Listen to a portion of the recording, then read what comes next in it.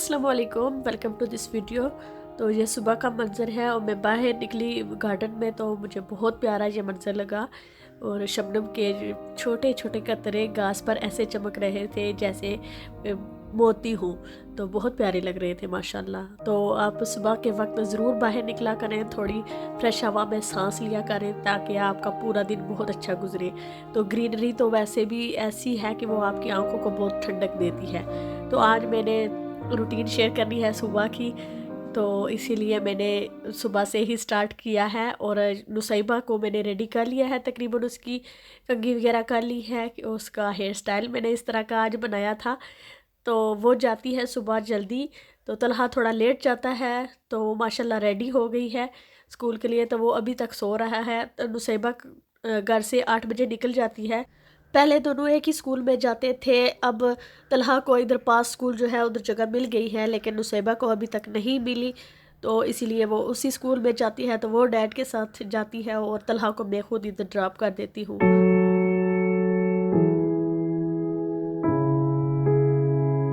अब तलहा भी उठ गया है, अपना नाश्ता बना रहा है। तो सीरियल इजी होते हैं, इसलिए दोनों बच्चे बड़े शौक से खुद ही बनाना पसंद करते हैं और खा भी लेते हैं अल्हम्दुलिल्लाह। तलहा ने ब्रेकफास्ट कर लिया है और हलीमा ने भी दूध पी लिया है। अब मैं हलीमा को रेडी करूँगी और इतने में तलहा खुद रेडी हो जाएगा स्कूल के लिए। तो और फिर मैं भी अब आया अपना रेडी करके रखा हुआ है इधर, तो वो पहन कर निकलती हूँ। अभी बच्चे यहाँ बैठ के टीवी देख रहे हैं, क्योंकि अभी थोड़ा टाइम है स्कूल को। तो मैंने सोचा कि घर में ही वेट कर लेते हैं, क्योंकि वहाँ पर बाहर खड़ा होना पड़ता है। तो आजकल सर्दी भी है और बारिश का भी पता नहीं होता। तो बाहर खड़े होने से बेहतर है कि घर में ही वेट करें, क्योंकि सर्दी में बच्चे बीमार पड़ जाते हैं। तो अब यहाँ पर हम रेडी हो रहे हैं। तो तलहा को बड़ा अच्छा लगता है हलीमा के काम करना। वो उसको शूज़ पहनाता है और सुबह जब जागती है तो खुद उठाकर कार्ट से निकालता है, नीचे लाता है। इसके साथ बड़ी बनती है, लेकिन नुसैबा के साथ बिल्कुल भी नहीं बनती। वो दोनों की हर वक्त ही फाइट ही रहती है।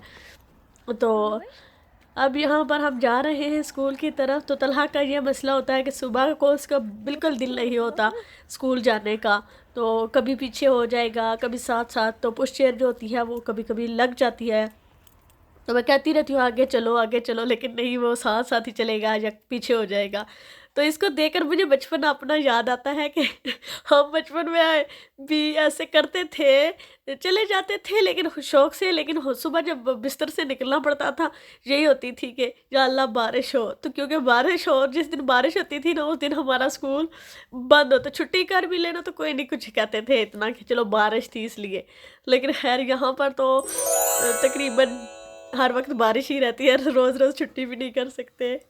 माशाल्लाह बड़ा अच्छा प्यारा मासूम सा बचपन था मेरा। इंशाल्लाह कभी सुनाऊंगी मैं वो स्टोरी भी।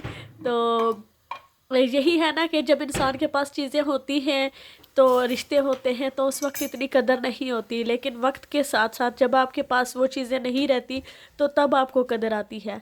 तो इसीलिए मैं ये कहती हूँ कि आपके पास जो आज वाला दिन है, इसको एंजॉय करें। ना आप गुजरे हुए कल के बारे में सोचें और ना आने वाले कल के बारे में सोचकर अपना आज ख़राब करें। क्योंकि आज के दिन जो चीज़ें होंगी ना, वो आपके कल में जब जाएंगी तो वो अच्छी मेमोरीज बन जाएंगी। तो आपने आज को एंजॉय करना है, अपने कल को अच्छा याद करने के लिए। बड़े मज़े से मैंने अपना नाश्ता रेडी किया था कि अब आराम से बैठ कर खाऊंगी। अब भी मैं नाश्ता लेके बैठी नहीं थी कि हलीमा ने गिलास तोड़ दिया, अभी किचन में ही थी। तो अब ये भी काम बढ़ गया है। ऐसा ही होता है, जब भी मैं खाना खाने के लिए बैठती हूँ या कोई काम, तो बच्चों ने कुछ ना कुछ कर देना होता है। तो आज भी वैसे ही हुआ था। चलो खैर कोई नहीं है, अभी मैं ये साफ़ कर लेती हूँ। हलीमा जब सुबह जागती है तो वो पहले दूध पी लेती है, और उसके बाद जब स्कूल हम तलहा को छोड़ के वापस आते हैं तो मैं नाश्ता करती हूँ। मेरे साथ वो थोड़ा बहुत नाश्ता करती है। तो तकरीबन 10 बजे के करीब फिर मैं उसको विटामिक्स वगैरह दे देती हूँ, कि तब तक उसको थोड़ी भूख लगती है तो फिर खा भी लेती है। आजकल वो थोड़ी कर रही थी, बीमार थी, थोड़ी, तो अब अल्लाह का शुक्र है कि उसकी सेहत काफ़ी ठीक है। तो हलीमा को बड़ा अच्छा लगता है मेरी जो बुक होती है उस पर लिखने का, उसे बड़ा मज़ा आता है। बाकी मैं जो भी पेपर देती हूँ वो छोड़ के ना वो मेरी ही वाली ले लेती है। मैंने लिस्ट बनाई थी, टू डू लिस्ट, के मैंने आज कौन से काम करने हैं, तो उसने सारी ख़राब कर दी है। चलो खैर, तलहा कहता है कि अम्मी कोई बात नहीं है, अभी भी आप देख सकती हैं कि आपने क्या लिखा था। तो हाँ वाकई, तो काम चल जाएगा। मैं जा रही हूँ पावलैंड और होम बार्गेन भी जाऊँगी क्योंकि मुझे कुछ चीज़ें चाहिए थी। ऑर्गेनाइज़र कुछ चाहिए थे कि किचन में ऊपर जो टॉप पर जगह थी वहाँ पर रखने के लिए, कि एक्स्ट्रा चीज़ें जो हैं उसमें डालकर मैं ऊपर रख देती हूँ। तो उनके लिए मैं जा रही थी, तो रास्ते में मैंने ये डक्स देखी, तो मैं रुक गई यहाँ पर थोड़ी देर के लिए फ़्रेश हवा के लिए। तो बड़ा मज़ा आता है इस तरह की जो कुदरती चीज़ें हैं ना, उनको देखना चाहिए, इंजॉय करना चाहिए। पार्क के रास्ते से जाएं तो वहाँ पर काफ़ी ज़्यादा होती हैं, यहाँ पर सिर्फ 2-3 डक्स हैं, ये भी मेरा ख्याल है उधर पार्क के अंदर ही जाएंगी, तो वापस जा रही हैं। तो अपना वो क्या कहते हैं, ग्रुप बना रही है, टोला 2 है, गट्ठी तो तीसरी भी वो जा रही है साथ। तो बादल छाए हुए हैं, काफ़ी प्यारा मंजर है माशाल्लाह। तो मुझे थैंक यू बोलना था आप सबको जो मेरी वीडियोस को एंजॉय करते हैं, क्योंकि मुझे बहुत सारे मैसेजेस मिले हैं और फेस टू फेस कुछ सिस्टर्स ने कहा है कि आप हमारी वीडियोस एंजॉय करते हैं। सच में आपको मैं बता नहीं सकती कि मुझे कितनी खुशी मिली है। आपको मेरी आवाज़ से पता चल रहा होगा कि मुझे कितनी खुशी हुई है कि आप मेरी वीडियोस देखते हैं। तो कुछ कुछ ने ये कहा कि हम फैमिली में बैठकर आपकी वीडियोस देखते हैं, तो ये मेरे लिए बहुत बड़ी बात है अल्हम्दुलिल्लाह। तो ज़रूरी नहीं है कि मैं वैसे बहुत मेहनत कर रही हूँ इस चैनल के लिए, इसीलिए मैंने सोचा था कि अब मैं व्लॉग्स नहीं अपलोड करूँगी, सिर्फ सोइंग वीडियोस अपलोड किया करूँगी। तो लेकिन ये वीडियोस मैं सिर्फ अपने उन व्यूवर्स के लिए अपलोड कर रही हूँ जिनको मेरे व्लॉग्स अच्छे लगते हैं और आप वॉच भी करते हैं। और माशाल्लाह से मेरे बहुत सारे ऐसे व्यूवर्स हैं जो व्लॉग्स देखते हैं। सब्सक्राइबर मेरे ज़्यादातर सोइंग वीडियोस पर आते हैं, तो इसीलिए मेरा यही ख्याल था कि अब मुझे सोइंग पर ज़्यादा तवज्जो देनी चाहिए। अब मैं थोड़ी सीरियस हो रही हूँ चैनल के हवाले से, क्योंकि साल से ज़्यादा हो चुका है, मेरे अभी सब्सक्राइबर कंप्लीट नहीं हुए, वॉच टाइम भी कम है। तो प्लीज़ मेरी आपसे ये रिक्वेस्ट है कि अगर आप मेरी वीडियोस एंजॉय करते हैं, आपको लगता है, तो प्लीज़ दूसरों से भी शेयर कर दिया करें, ताकि हो सकता है कोई सब्सक्राइब कर ले, तो इस तरह मेरा चैनल ग्रो करे। तो आप सबका बहुत शुक्रिया दिल से, कि मुझे बहुत खुशी हुई। और इस हवाले से इस टॉपिक पर मैं खुद एक वीडियो सिटिंग वीडियो बनाऊंगी जिसमें बहुत सारी बातें करूंगी इंशाल्लाह, क्योंकि मैं 2-3 दफ़ा वॉइस ओवर करके मैं वो डिलीट कर चुकी हूँ, क्योंकि बातें मेरी ख़त्म नहीं हो रही इस टॉपिक पर। तो वो मैं बाद में कभी शेयर करूँगी। तो यहाँ पर शॉपिंग की ये जो होम बार्गेन्स और पावलैंड की थी, मेरा ख्याल है वो मैंने कुछ चीज़ें शेयर की थी शॉर्ट वीडियो में, तो अब यहाँ पर भी शेयर कर रही हूँ। ये वाले जो कंटेनर्स हैं ये मैं लाई हूँ पावलैंड से, 2 पाउंड ईच था। तो ये काफ़ी अच्छे हैं, इनकी क्वालिटी काफ़ी अच्छी है, तो मेरे लिए तो ये काफ़ी बेहतर है। और ये एक इलास्टिक है जो मैं लाई हूँ पावलैंड से, क्योंकि सोई की चीज़ कोई नज़र आ जाए, नई चीज़ मुझे मिल जाए, तो वो तो मैं छोड़ती नहीं, वो मैं ले ही लेती हूँ। और मैंने एक वाइनल वो पेपर लिया था, मैं बातें करती रही तो वो निकल गया, खैर आपने देख तो लिया। वो मैं कुछ DIYs करूँगी इंशाल्लाह, तो वो शेयर करूँगी मैं आपसे।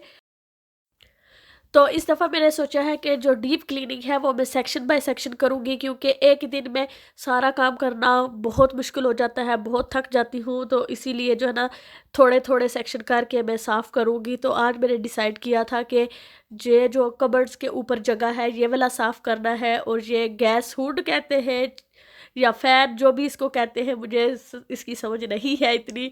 तो इसको साफ़ करना है, बहुत ज़्यादा ग्रीसी अंदर से, देखें कि अंदर से जो ऑयल है वो टपक रहा है और ये सारा धुएँ के साथ अंदर जाता है।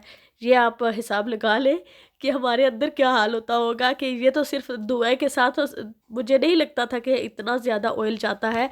और ये इस बल्ब के साथ अभी भी टपक रहा है। दूसरी साइड का बल्ब जो है वो टूटा हुआ था, तो हाथ लगा मेरा उधर, तो मेरे हाथ पे भी वो लग गए थे कांच। तो अल्हम्दुलिल्लाह यहाँ पर मैंने साफ़ कर लिया है। तो एल्बो ग्रीस बेस्ट है, बहुत अच्छा काम करती है, रेकमेंडेड है ये, मुझे ये बहुत पसंद है, हर जगह पर मैं इसको यूज़ करती हूँ। तो यहाँ पर इसको मैंने यूज़ किया था, तो पहले आपने पानी नहीं लगाना, सिर्फ एल्बो ग्रीस को लगाकर कुछ देर के लिए 10 मिनट तकरीबन दे दें, छोड़ दें। तो उसके बाद इसको अच्छे तरीके से स्क्रब करें और अच्छा खासा गर्म पानी होना चाहिए, तो फिर ये ग्रीस उतर जाएगी। और इसके अंदर ये लाइनिंग सी लगी हुई थी, पैडिंग कहते हैं लाइनिंग जो भी है, तो ये मुझे नहीं पता था कि इसको वॉश कर सकते हैं या नहीं, लेकिन मैंने इसको वॉश कर दिया है और अभी भी इस पर ऑयल के स्टेन्स आप देख सकते हैं। और ये देखें कि इतनी ग्रीस है, ये सारी ग्रीस जो है ये इससे निकली थी। मेरा ख्याल था कि ये ऊपर से बहुत ज़्यादा गंदा होगा, लेकिन अल्हम्दुलिल्लाह इतना ज़्यादा गंदा नहीं है। चेक करूँगी इससे, इतनी ग्रीस तो नहीं है, नहीं है, इतनी ग्रीस भी नहीं है और डस्ट भी कोई नहीं है अल्हम्दुलिल्लाह। तो जल्दी साफ़ हो जाएगा। तो पहले मैं ये चीज़ें हटा लेती हूँ यहाँ से और इसके बाद फिर साफ़ करती हूँ। ब्रश भी रखा था कि मैंने सोचा था कि शायद झाड़ू की ज़रूरत पड़ेगी, लेकिन खैर उसकी नहीं पड़ी। तो यहाँ पर भी मैं यही क्लीनिंग एल्बो ग्रीस ही यूज़ करूँगी, दोनों में थोड़ी थोड़ी रहती है, तो ये वाली यूज़ करूँगी। मुझे वैसे इस सीढ़ी पर बहुत डर लगता है, तो आज देखती हूँ कि मैं कर लूँगी या नहीं, तो इसलिए मैं साथ साथ वीडियो शायद नहीं बना सकूँगी, क्योंकि मुझे डर लगता है कि मैं गिर ही ना जाऊँ। पहले स्प्रे कर लेती हूँ सारी और उसके बाद फिर आराम से साफ़ हो जाएगा।